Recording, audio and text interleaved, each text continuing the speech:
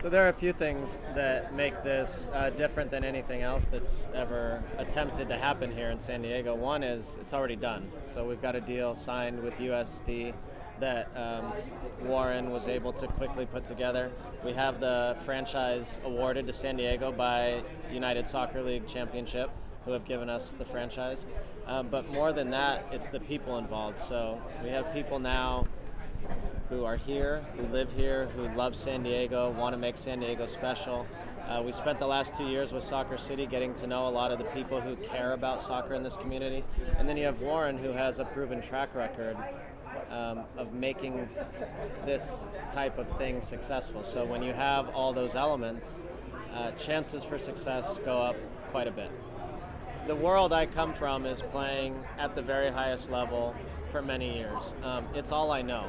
And so we are going to replicate everything I've learned and know to put that same product on the field for fans to appreciate and enjoy. It may not be the same household names maybe that they are used to at first. They will certainly become household names, but the quality and the way we approach this will be at the very highest level. I expect nothing less. If I may add, there's been some incredible stories, just to give you an example. New Mexico United, brand new team in our league, drawing over 15,000 people. Beat Dallas, FC Dallas last night in the Open Cup. And then St. Louis FC beat Cincinnati. So we're beating MLS clubs at this level. Doesn't mean that we're as good, but it does mean that we can compete. So the product is really going to be exciting soccer. Unfortunately, and I've had the experience winning a championship in USL, and really what that does is really does something special for the community. And so the product value, and then ultimately the entertainment value, or most importantly the emotional value that people have with that is really, really cool. And then to have Ricardo Campos, former technical director of New York Red Bulls, also put a USL Championship together. I think we're going to have a pretty good mix of ingredients to make a really good cake of success. So. My role will be anything that happens on the soccer side of the operation. Warren and I know what we're good at and what we're not as good at. He will handle the business side of the operation, as well as oversee everything that happens, and I will do what I know, and that's the soccer side. That's everything from putting together the staff to the players to scouting, etc., and then potentially at some point maybe coaching as well. We'll make that determination later, but anything that happens on the field is something that I'll be part of. There are so many people in this community who are desperate for professional soccer here, and we felt after Soccer City, you almost feel like you let people down, and you don't want to walk away with that feeling. I played many soccer games where I was down 2-0 or 3-0 or 4-0 at halftime. You don't walk off the field and go in the locker room and not come back out. You come back out and you keep going, and sometimes you win those games, and this time we won. I'm thrilled, to be honest with you. Why I'm thrilled is just how the community is responding to us just in the last 24 hours. I know a lot of people knew of something happening in the background, but it was never really leaked or talked about, and so it was really cool to see just how well the community has engaged us in just the 24 hours. We don't expect them to follow us right now. I'd rather they not really follow our words, but follow our actions. We love proving ourselves and competing, and at the end of the day, growing relationships. So, listen, you have always in the top 5 viewership.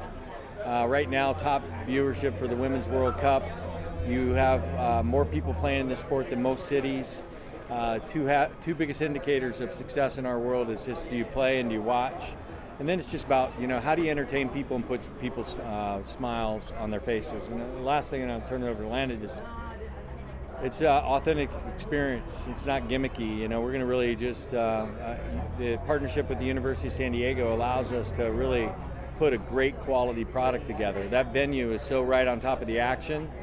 We've had international teams, MLS teams, NCAA championships, and ultimately they've been very, very successful. So that partnership we're really excited about, and think we can really create an intimate setting to ultimately entertain people. So I moved here 4 years ago, and this has been a dream of mine. So the fact that it's actually now happening and actually real makes me ecstatic. It just so happens that it's during the Women's World Cup, where there's already fervor and excitement around soccer in this country in general.